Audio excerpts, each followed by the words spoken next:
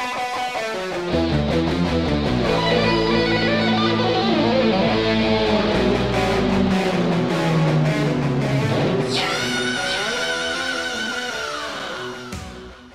guys, back in the hobby room. Thought I'd do a little tutorial on how to hinge, how I build my hinges for my cars, for my car doors. So we'll flip the camera around, get to the bench, and we'll show you what I do to make these door hinges. All right, building the hinges for the doors.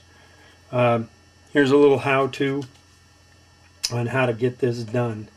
First thing, you're going to need the standard tools of the trade here. Very sharp, number 11. You're going to need some needle nose pliers, maybe a couple of different types, wire cutters. I also use a pair of small channel locks, sanding stick. You will need some 3/32 tubing. Okay, just a standard tube. Okay, that brass wire, and the brass wire, you might have to shop around and find the brass wire that fits into this. It's been so long since I purchased this that I'm not sure what size brass wire this is, but find brass wire that fits inside the tube and you're ready to go. Now this hinge is something different. It's one I developed because the other hinge wasn't working as well for me, and it didn't give me that door opening posable look that I wanted for the muscle cars. So what I've come up with is a different type of hinge, and we'll show you how to put this type of hinge together. This is kind of a double swivel hinge here, and so we'll show you how to make this, and I use this on all my builds. But first off, you are going to need to cut 3 pieces. I cut them about 8 millimeters long. Okay, so I'll line it up. Just cut me 3 good pieces of that, and then I will cut 2 pieces that are 1 centimeter each. So I've got my 5 pieces. You will need 2 pieces of brass. One is 30 millimeters or 3 centimeters long, and the other is 40 or 4 centimeters long. First thing you do is cut these. Now, to make sure they're all the right length, is I've cut them, and then I will clamp them in this and sand them. Okay, so I clamp them together, and then I will just sand up and down this way until they're all even.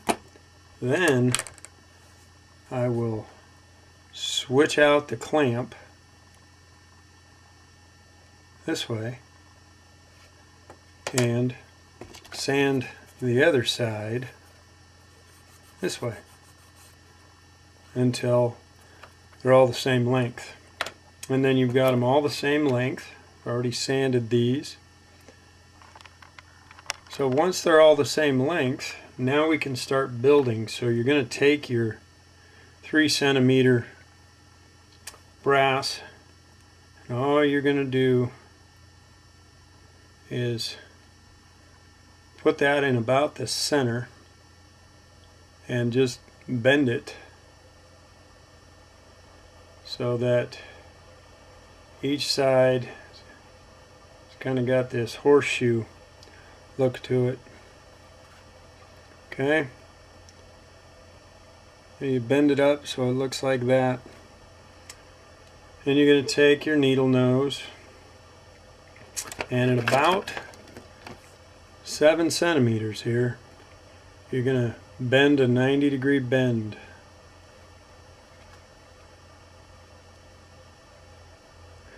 So I'm going to bend this up that way. And then I'm going to do the same thing on the other side here,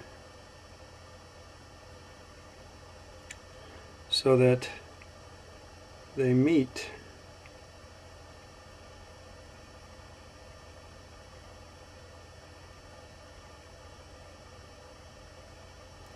So you should have something that looks like that.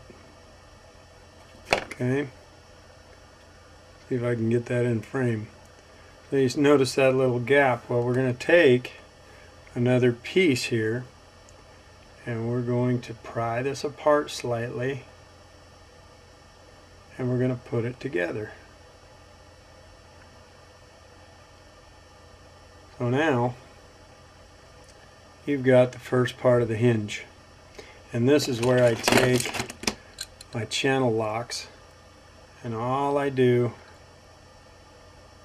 place it in there straight up and down. Okay, try to make sure these are straight up and down and just give it a little squeeze just to try to make sure it's in there fairly straight. Nice thing about brass, it's pretty forgiving. So now I've got that part built, and now I want to come off and lay that on my glass.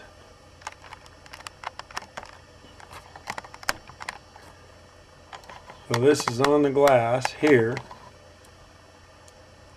and all I'm going to do is run my 4 centimeter through your third 8mm piece, and I'm going to just bend that in the center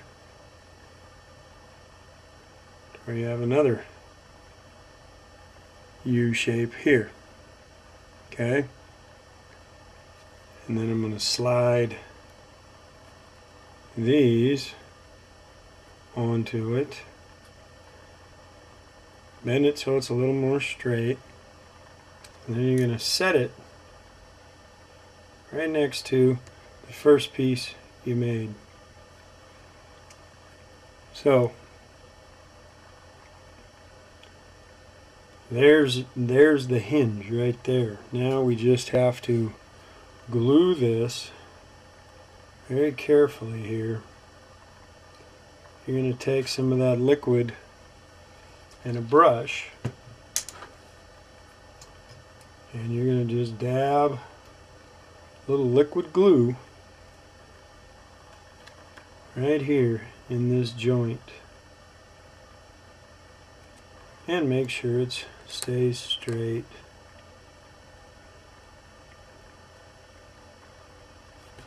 Okay.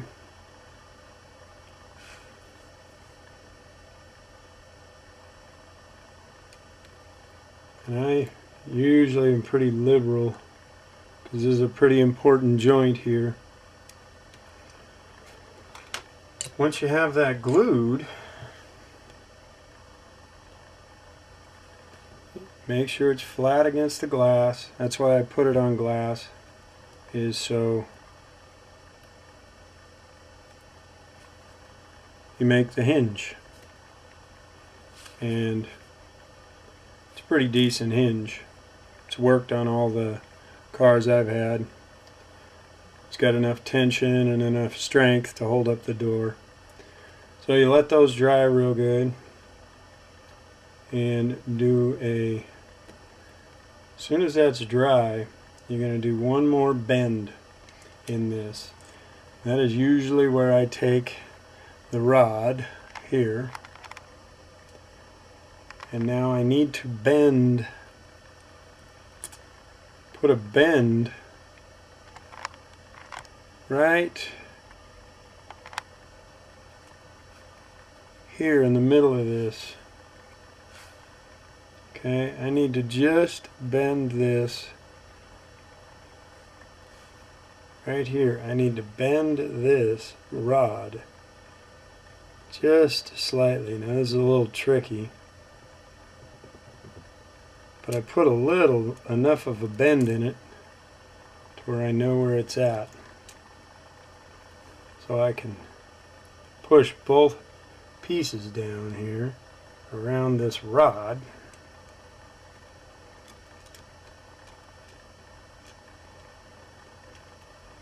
And you'll see you'll have a slight bend there on both sides. Might have to do it a couple of times to make sure it's equally bent on both sides. But it needs just enough of a bend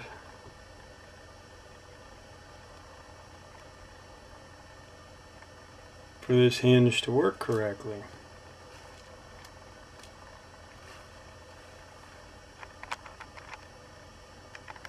So after you've got that bent, this is a little tricky. You bend both of them over this rod,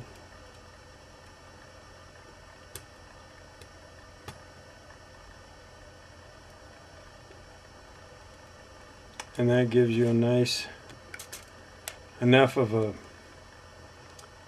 bend there to where that hinge will work around the fender of the car. And you lay them on the glass to make sure they're flat. This way you can keep messing with them to get them flat. Takes a little time and effort to get this way, a little practice. I've been building this hinge for a while, so these will work out just fine in the car. And then sometimes I'll straighten up these a little bit, put them back in the channel locks and just kind of squeeze them together a little bit. Keeps them nice and tight, so you'll have a good posable door there.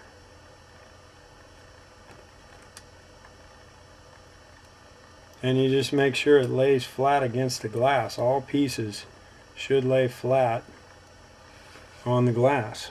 Okay? And after you've got those door hinges, we get to the car and where these go. And here's where you've got to decide. Okay? So I want to be able to stand this car up like this.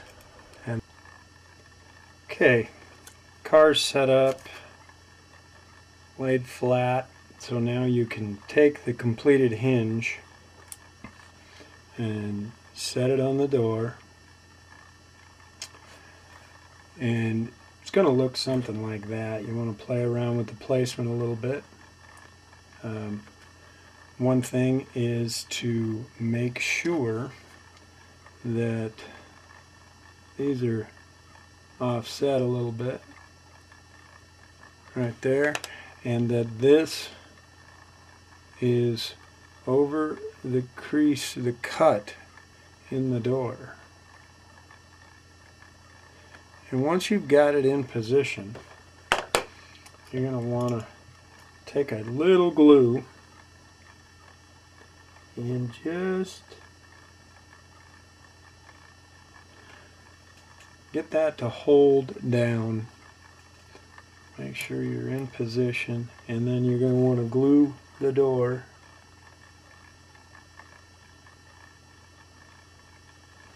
just enough to where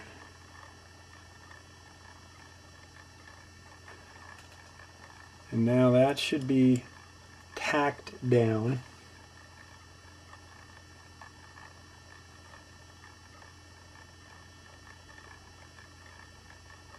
Got to make sure you get enough glue in there.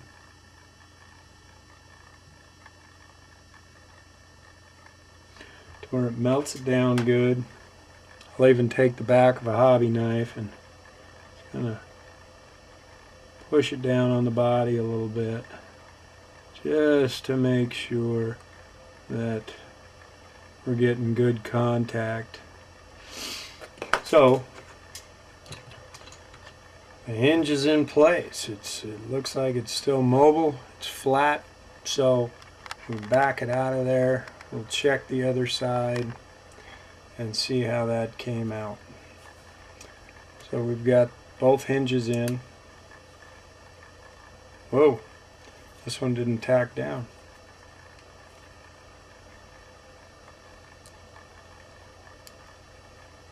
To get that one in there, to lay that back down and get some glue on that.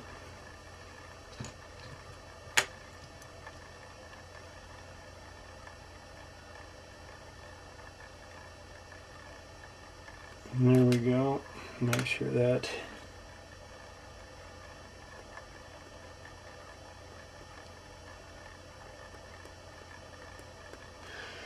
one should be good. We'll let that one dry. And the other one should be ready.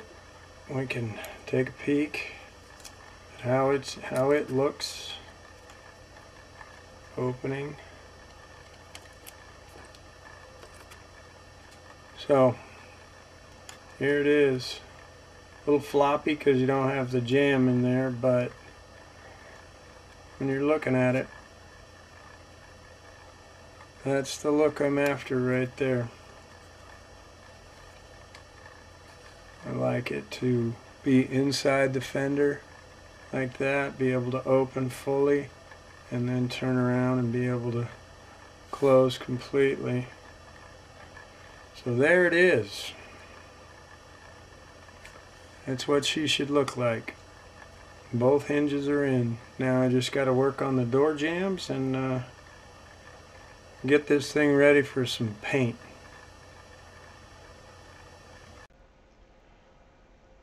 So that's it. That's the magic right there. That's what I do. Don't think this is a one size fits all. I still got to play around with these, make sure I get them to open and close the way I want to, get the jams built. The jams will be another tutorial coming up here real soon. Now that I have the hinges in, we'll let those dry real good, and next video will probably be on building the door jambs and doing the framing around the trunk. So thanks for watching. I really appreciate it. Keep on building. Keep those videos coming. Have a good one.